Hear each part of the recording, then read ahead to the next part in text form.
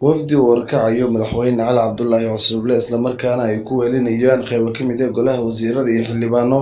safar kaga maqnaa magaalada Jowhar ayaa soo gaaray magaalada Jowhar waxaana si diiran magaalada ugu soo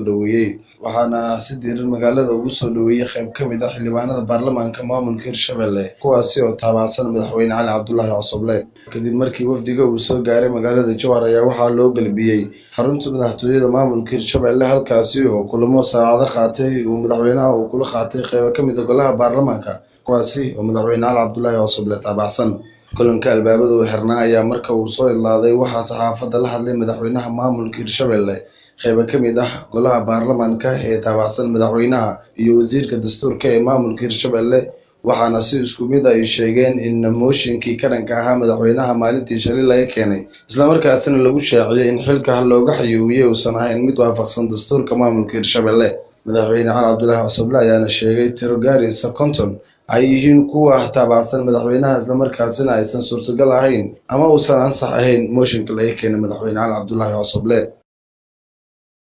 arrimaha cadowga waxay ka shaqeeyeen inay mooshin keenaan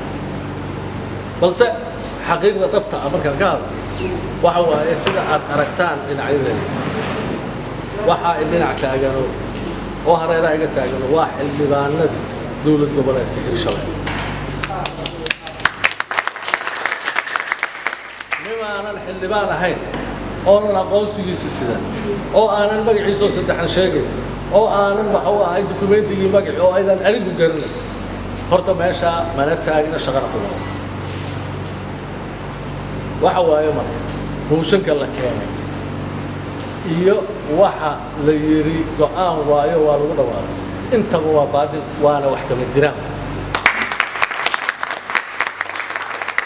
sababtuna waxay tahay waxa la jabiyay waa dastuur awala qof keligii ah dawladda go'aan saameynaya baarlamaan inta hor fadhiisto xildhibaano ma dhihi karo go'aan aan riday midda labaad waxay tahay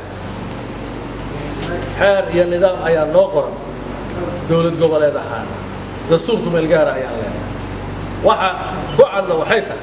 iyo xeer hoosaadka mooshinka marka laga keeno madaxweynaha awalan madaxweynaha marka mooshin laga keenayo dastuurka ku qoran tahay qodobada lagu soo qabsan karo waxaan ahayn oo waa wax kama jiraan qodobadaas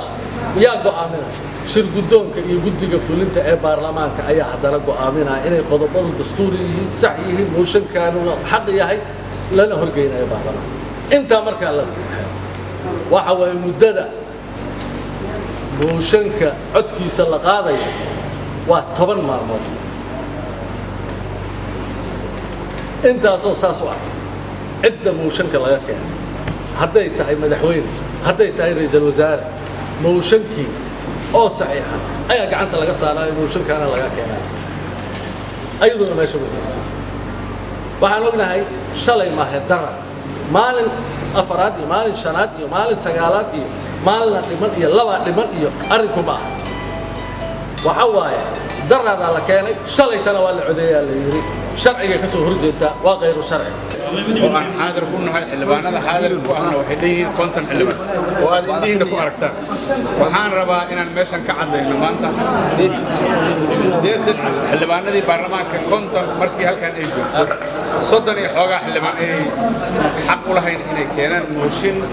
lagu ridi karo madaxweynaha kulanka maanta golaha baarlamaanka oo madaxweynaha la qaatay ayaa ku soo aadaya xilli siyaasadda maamulka Hirshabelle ay tahay mid habada sare isku sii shareeraysa